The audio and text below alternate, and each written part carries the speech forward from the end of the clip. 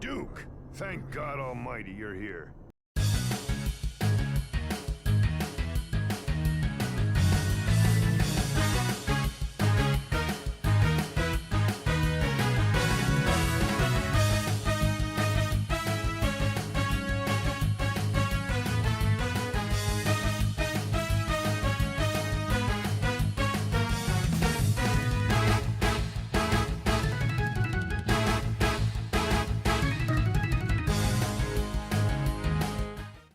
Hey there guys, Nordic Warrior here, welcome back to my video game review series. So those of you who have been following my channel for a while will know that I have a few pretty unpopular opinions on certain games. So much so that in some respects I've gained a bit of a reputation for being a straight up contrarian.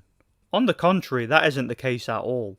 I just happen to have my own personal tastes and I'm very rarely, if ever, influenced by the opinions of others.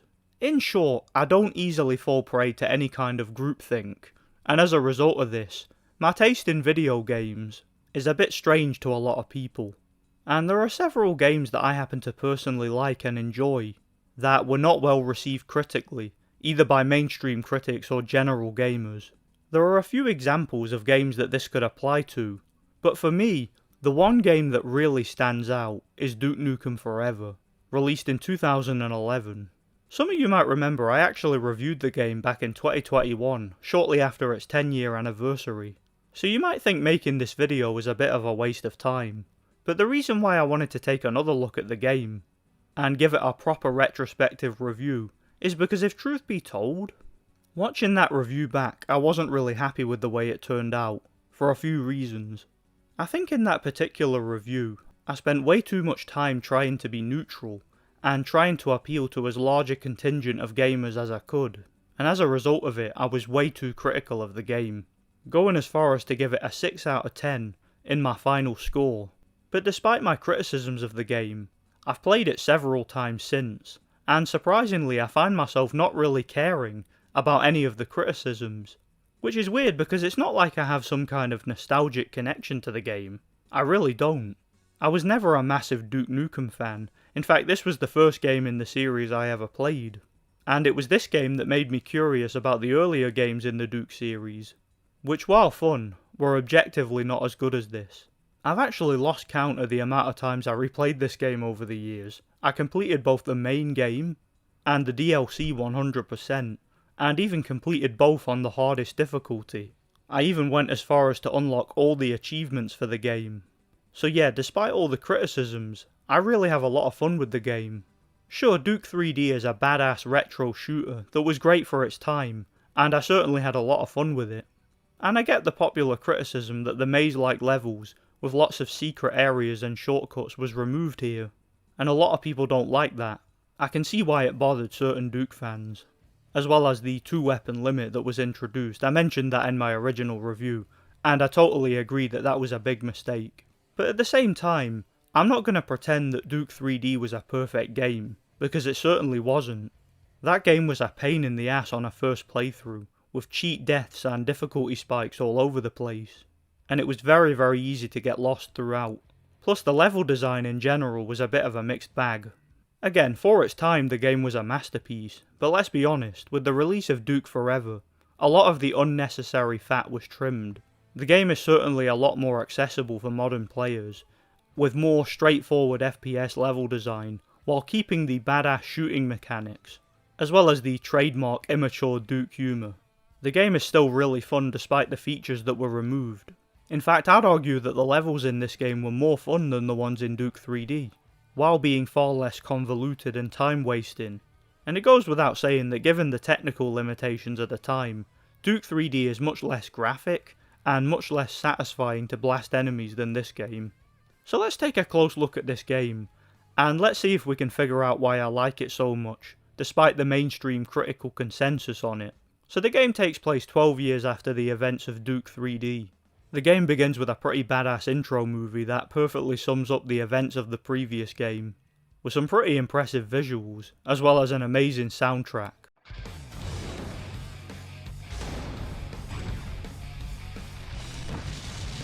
Oh yeah, the soundtrack of this game is incredible. The opening of the actual game itself really sets the tone for the kind of game you're gonna get. This is taking forever. Time to stop pissing around and get this big guy back into action.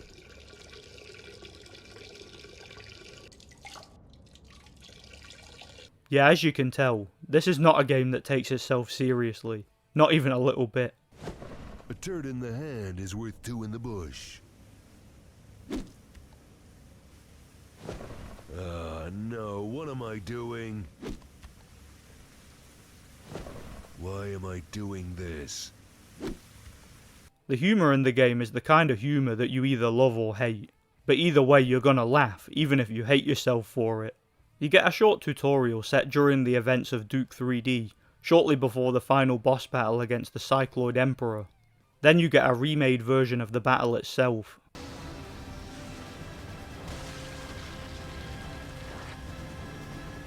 It's good. After the Cycloid Emperor is defeated, it's then revealed that Duke is actually playing a game himself, 12 years after the event. You find out that the aliens have returned, and have supposedly come in peace this time. You get to mess about in Duke's penthouse, where you're introduced to the overall role-playing mechanics.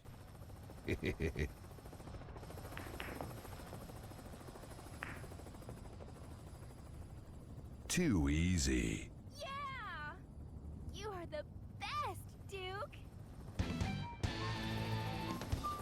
Yeah, one of the main selling points of this game, aside from the shooting, was the many interactive environments. Duke 3D had a few of these sections where you could basically mess around with stuff, and this was a fun little distraction from the combat. In 1996 this was very rare in games, and it was a good way to showcase what the developers were capable of. One of the popular criticisms I've heard about this game over the years is that these sections were pointless. With the game being released in 2011, gaming had come a very long way. In fact, in my personal opinion, 2011 was one of the best, if not the best years in gaming history. Seriously, some of the greatest games of all time came out that year. You had games like Skyrim, Batman Arkham City, Gears of War 3, and several others, that were honestly some of the greatest games I've ever played. With that in mind, it was always going to be difficult for a game like this to compete, particularly when you take into consideration the game's horrendous development. The interactive environment was something that 3D Realms were really determined to show in the original release of this game, which, as I'm sure many of you know, was actually supposed to be in the late 90s. The game's release kept getting pushed back to the point where most fans began to doubt it would ever come out at all. With this in mind, you can see why the interactive environments and general messing about with pointless stuff was underwhelming in a game released in 2011. Long story short, in 1998, yeah, it would have been incredible to see these things, but to be honest, in 2011, not so much. Nonetheless, I don't mind them. I mean, I'm not going to pretend that they were some kind of deal breaker, but I would rather have them in the game than not. Unlike in Duke 3D, messing around with stuff, while mostly optional, actually has a legitimate reason for existing. Duke's health meter, or should I say his ego meter, will increase every time you interact with something interesting in the environment, and these interactions are all over the place. This gives you a pretty good incentive to explore the levels and mess around with everything that you find. I actually really enjoyed this feature, and it certainly made the levels more interesting and added to the replay value. Some of these things are completely pointless, such as throwing a frisbee or scanning Duke's butt on a photocopier.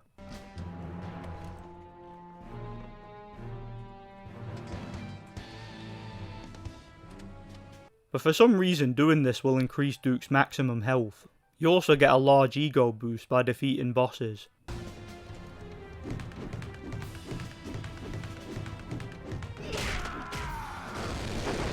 Right in the jewels. Of which there are plenty in this game, more on those later. You also have interactive environments all over the place, and this is made clear to you in the game's intro. After you've signed an autograph and no doubt drawn something immature, Take your pills, vitamins, every day, and you might grow up to be as awesome as me. punch the crap out of Christian Bale. We're done professionally, man. You're a nice guy. You're a nice guy. But you don't get it. Oh, thanks, Duke. That guy was a douche. and devoured the entire contents of a vending machine just for the sake of it.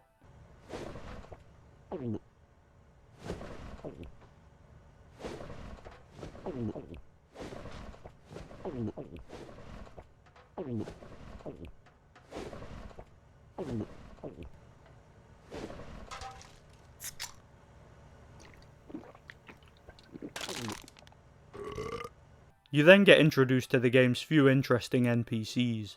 Duke is ordered by the idiot asshole president not to engage the aliens, claiming that he has some kind of peace treaty with them. Duke, you're a relic from a different era. This is a new age for humanity. We can't afford to shoot first and ask questions later just because we suspect they might still have WMDs. I'm in diplomatic discussions with the Cycloid Emperor for the peaceful coexistence of our species. The Cycloid Emperor himself. You're not required. Do not get involved. That's an order. Naturally, this turns out to be a load of BS, and the aliens attempt to assassinate Duke. And even worse, they drank his beer. Looks like those alien bastards drank all my beer. I'd imagine they regretted that. It turns out that the aliens have a sinister plan to invade Earth, who would have thought, wipe out Earth's men, and enslave Earth's women, using them to spawn some sick alien hybrids. Duke will have to traverse the levels, defeating enemies, completing puzzles, and objectives, saving the babes and sending the aliens back where they came from, with their tails between their legs.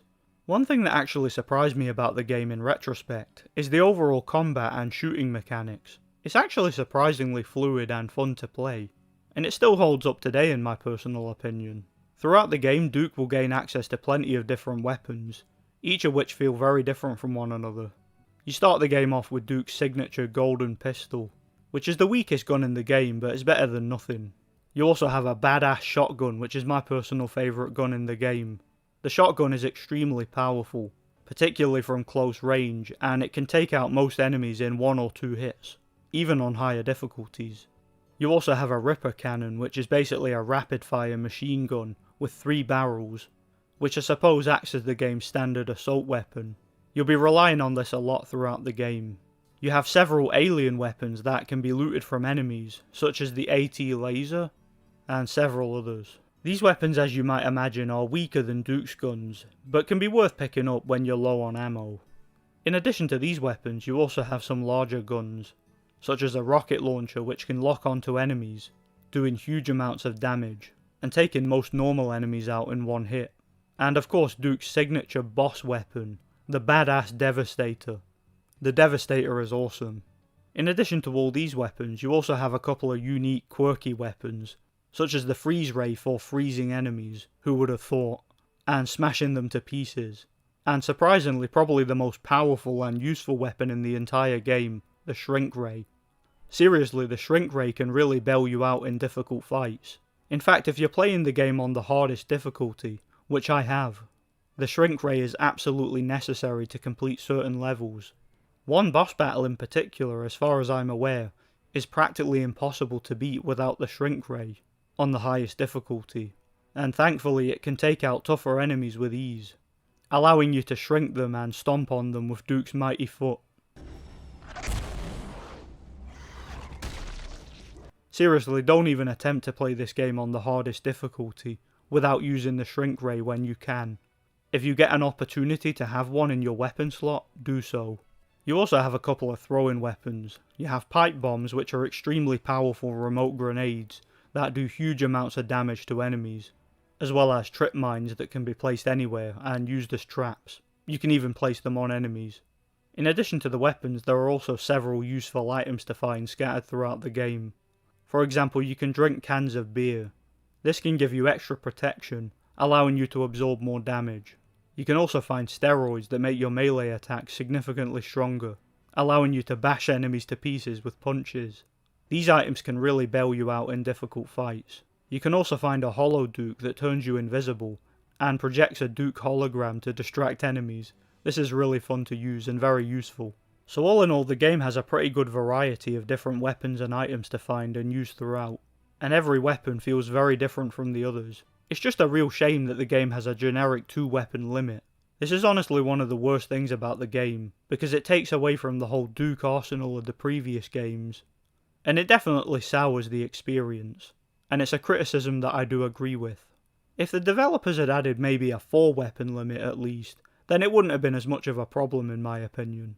But sadly with a 2-weapon limit, you feel compelled to forsake some of the cooler, more quirky weapons, in favour of some of the more practical ones. The game has a decent amount of enemy variety. You basically have some of the same kinds of enemies from Duke 3D, but they look a lot better in this game. I was also quite surprised by the AI in this game. It's actually pretty good for 2011, and that's something you don't often hear from critics. Enemies will take cover and use the environment to get the better of you at times, and they're surprisingly competent in combat. Some of the same enemy types will actually act differently from one another.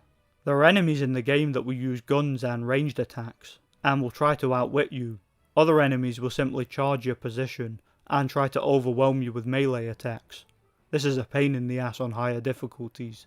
There are certain enemies who will attack you as normal, then if you attack them, they will go berserk and suddenly gain a boost of strength, charging at you and trying to overwhelm you.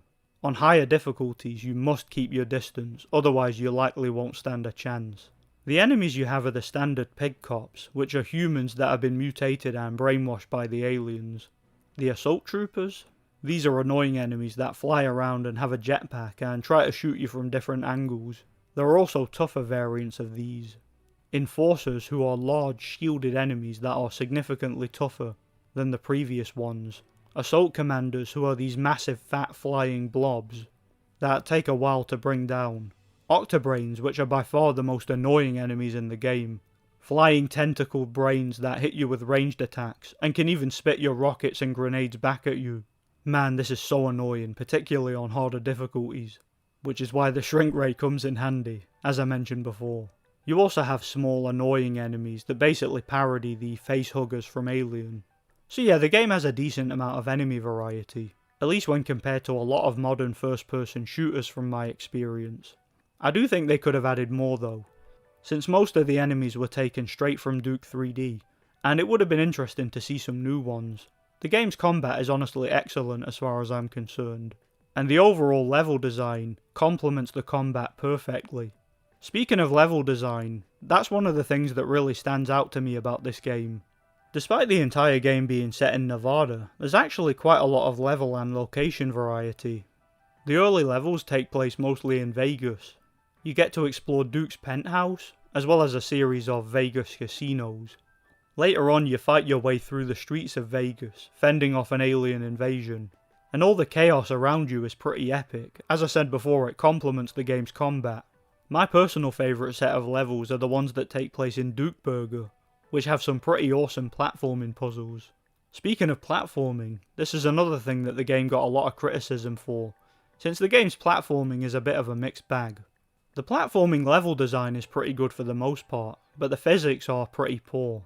The movement is incredibly floaty, and the sensitivity always felt off to me, making it a bit awkward to control.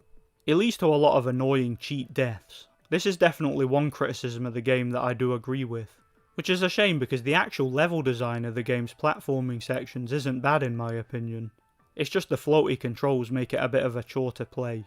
Aside from platforming sections and regular shooting sections, which take up the vast majority of the game, you also have some driving sections, such as a level where Duke gets shrunk to the size of an action figure, and you have to ride an RC car.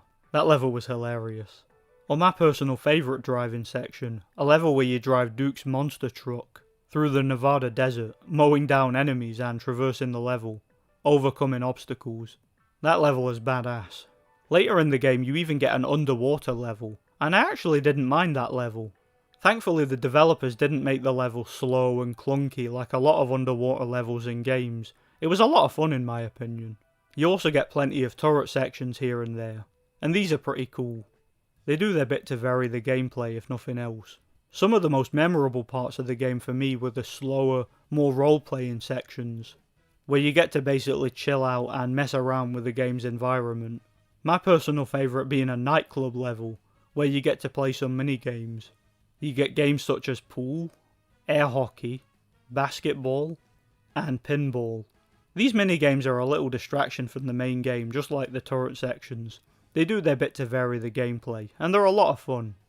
The game also has plenty of boss battles, and in my personal opinion, the boss battles are pretty epic.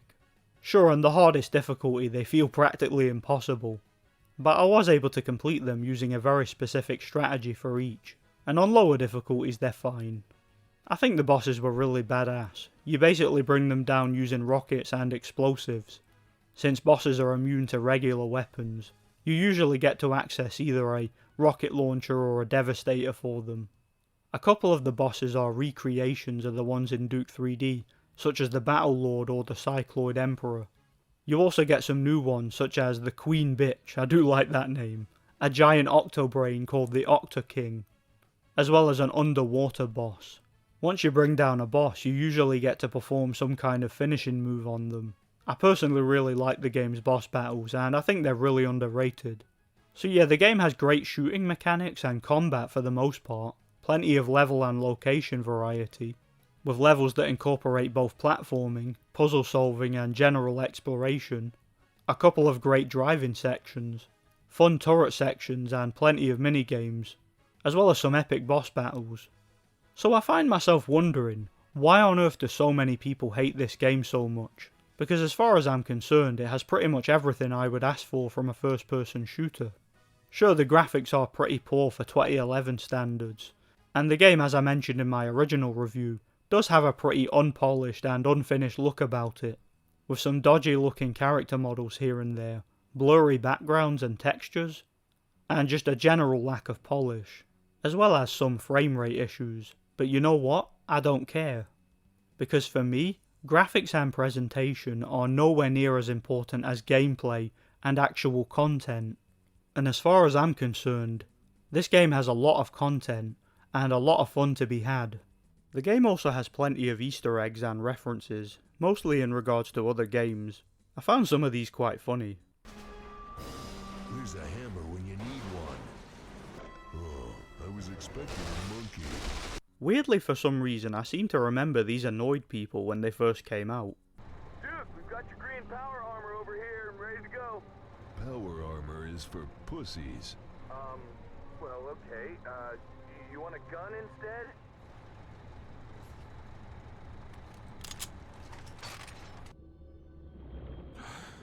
Well, at least he got an ending.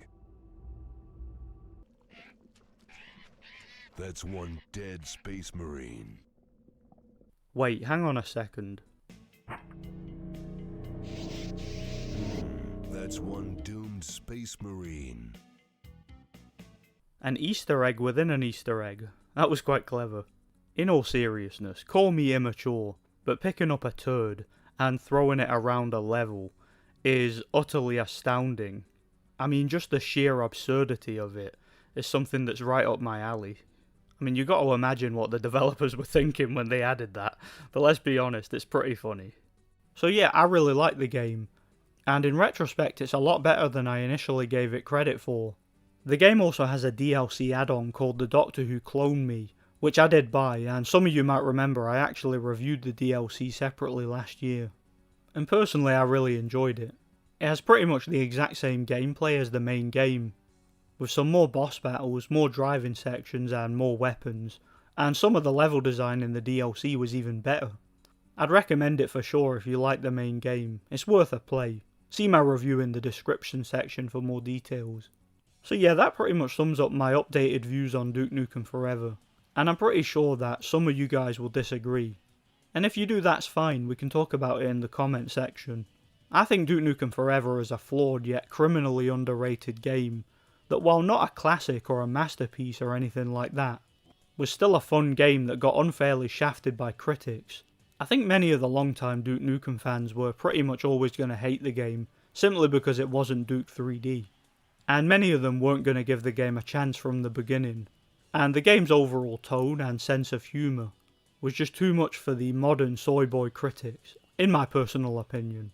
Let me know what you guys think. I really enjoyed making this video and playing Duke Nukem Forever again. I had a blast. Stay tuned for more retrospective video game reviews. Once again, I have a lot of reviews coming to the channel in the near future. Thanks for watching and God bless. I'm gonna run for president. Hail to the king, baby.